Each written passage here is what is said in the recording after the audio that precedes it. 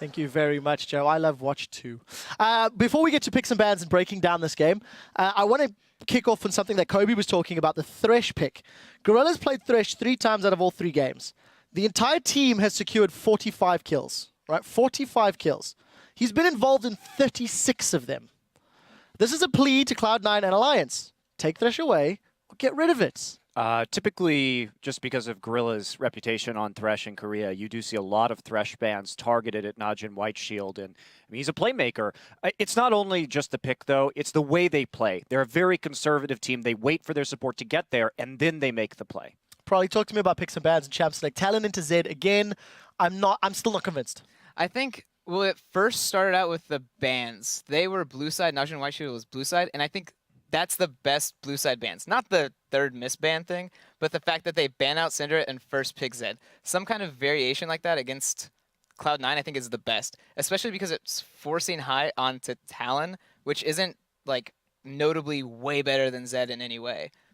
To be fair, he was doing well. He was holding his own, and even later in the game, they traded 1-for-1 on the bottom. So I'm pretty sure if that lane played out the way it did, and the rest of the map just played a little better, that could have been different. I would have liked to see C9 lane swap, because what's putting a timer on Cloud9 here is that Ryze. That Ryze is going to get incredibly big, let alone Save is just a monster on him already. I just wonder, why did Cloud9 not lane swap? They have the weaker bot lane. They have the top lane that gets less my English is very hard sometimes, gets less punished if you swap. Lulu has utility. It's a utility mage. All you need is the ulti and the slow in fights. Ryze is a beast who needs farm. Why didn't you swap? Well, I don't know. I have to disagree because honestly, Cloud9's bottom lane matchup, which is Nami Trist, one of the strongest lanes. I've been saying this for so long. Nami Trist has insane everything. The laning is amazing. The trading is amazing. The scaling is amazing. I don't understand how they fell so far behind against Quirky Thresh, which, like I said before, is just a kind of so-so lane. Yeah, they might fall behind levels 1 and 2, but they shouldn't have been so down. And there's so much spillover from Gorilla. This guy was roaming everywhere. I've actually watched that lane. Like, I watched the first 4 minutes of it, and basically what ended up happening was level 1. They missed the race to level 2. They could have won it. Sneaky basically stood still and went left and right, and he probably could have put in 3 more auto attacks, tied the race for the first wave, and then just challenged level 2. Instead, they desperately tried to get level 2 and then got out-traded really hard, which put, if you go for the race and you lose, then you lose really hard. If you give up the wave, you can just farm on the tower. But if you both challenge to get to level 2 and you're the one on the losing side, that's when you get punished really hard, and that ended up happening. Well, I think that NaJin Shield put a lot of emphasis on that bottom lane. It seemed teleports going in, it seemed roams, it seemed ganks. Let's pull the first replay up onto your screens. It's quite a chaotic one with a whole lot of people getting involved. Roll this one out, and I quite like the play. Zeph and Sneaky going toe-to-toe, but look at the minimap. Look at the pressure on Elimination, and over the course of the next few minutes, everybody gets involved. Monty, talk to me through the play. Such a good flash over that tidal wave, and Elimination's going to get hooked right here. And what you're going to see is actually Sneaky jump in and then heal to get Elimination out of there. Now at this point, they're trying to chase it back in. Save is now trying to TP between the turrets.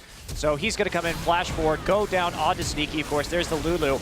Now, a lot of kind of awkward positioning here from Shield. They went in a little bit too deep and got caught out. They try and run 2 through the turret.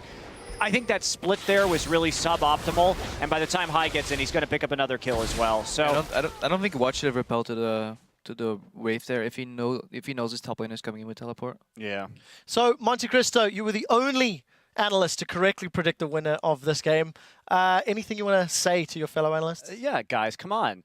The rose-colored glasses, after a Western team wins, you can't just put these things on and say, hey, one game, now everybody can beat the Koreans. No. You take them off and you say, Koreans are still Koreans. Do you know, let me ask you a question. Do you know the last time a North American team beat a Korean team? This guy should know. He was on that team. CLG, back in 2012, Champion Summer, beat MVP Blue the last time. Okay? I beat Acorn, boys. So just very quickly, you guys can have that back, because you know the last time a European team beat a Korean team? Right! Yeah, guys, after a day and a half of action, let's actually see where our teams stack up. Pull up that standings graphic and we can quickly see. LMQ, of course, 2-0. Fnatic 1-1 after taking down Samsung Blue, as I have just rubbed in our analyst noses. Group D, NaJin White Shield 3-0 after completing their first half of the group stage. Cloud9 2-1. Alliance 0-2. I guess I'll take some of that salt back. Guys, we do have to go to a quick commercial break, but when we return, OMG and Fnatic will face off in our 4th game of the day. Guys, don't go anywhere.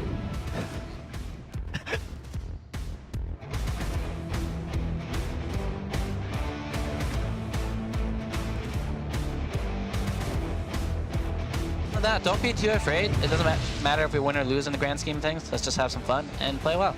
Sneaky at less than half HP. Balls is there as well. Oh! Finish him off. They do get one. Damage is massive. Deathmark actually going down. Gorilla will fall though to Sneaky. But what can they do? We see Watch and Zephyr going deep. Ball's going to join in the fight. Watch is low. What can Balls do? He has to use his own wild growth on himself, and he's going to fall.